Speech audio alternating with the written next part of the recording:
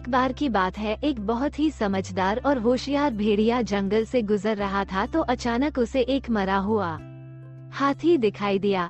भेड़िया ने अपने पंजे से उसकी चमड़ी काटने की बहुत कोशिश करी, परंतु चमड़ी बहुत ठोस होने के कारण उसे काटना या उधेड़ना उसकी शक्ति से बाहर की बात थी।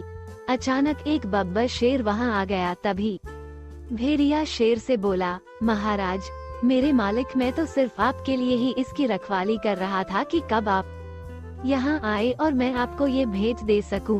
कृपया आप इसे मेरी तरफ से स्वीकार करें।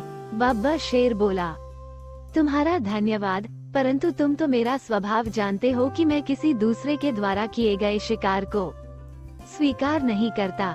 मैं अपनी खुशी से तुम्हारी यह भेंट तुम्हें सौंपता हूँ। इतना कहकर बब्बर शेर अपने रास्ते हो लिया, परंतु मुसीबत अभी खत्म कहाँ हुई थी। अब एक साधारण शेर वहाँ आ पहुँचा और झट से बोला, चाचा जी, आप यहाँ मौत के मुंह में कहाँ घूम रहे हैं?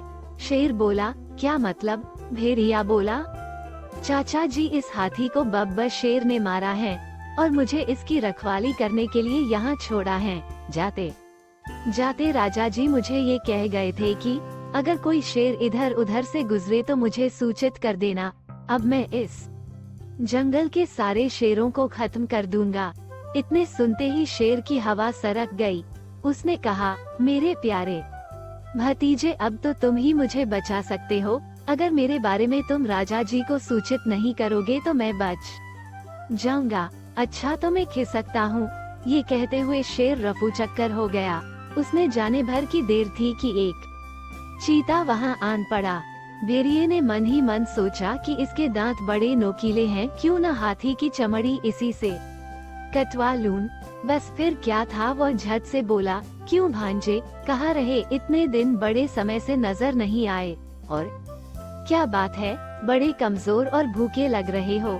देखो, ये जो हाथी है इसे बब्बर शेर ने मारा है और मुझे इसका रखवाली करने के लिए कहा गया है। लेकिन यदि तुम इस हाथी का स्वादिष्ट मांस खाना चाहते हो तो जल्दी से इसमें से चीर कर खा जाओ, परंतु जल्दी करना, कहीं राजा जी न आ जाए। फिर चीता बोला, नहीं मामा जी, मुझे लगता है यह मेरी सेहत के लिए ठीक नहीं। परंतु भेड़िए ने फिर एक चाल चली और चीते से बोला, सुनो भांजे, हौसला रखो और खाना शुरू करो। जैसे ही बब्बर शेर मुझे दूर से दिखाई देगा मैं तुम्हें उसके आने की खबर दे दूंगा। बस झट से भाग जाना। बस फिर क्या था, चीता भेड़िए के झांसे में आ गया और हाथी के पास पहुंचा। उसने जैसे ही हाथी की चमड़ी को उधेड़ा, भेड़िया चिल्लाने लगा, भांजे फूट लो, शेर आ रहा है। झट से चीता 9-2-11 हो गया। इस तरह भेड़िए ने लंबे समय के लिए अपने भोजन का प्रबंध कर लिया।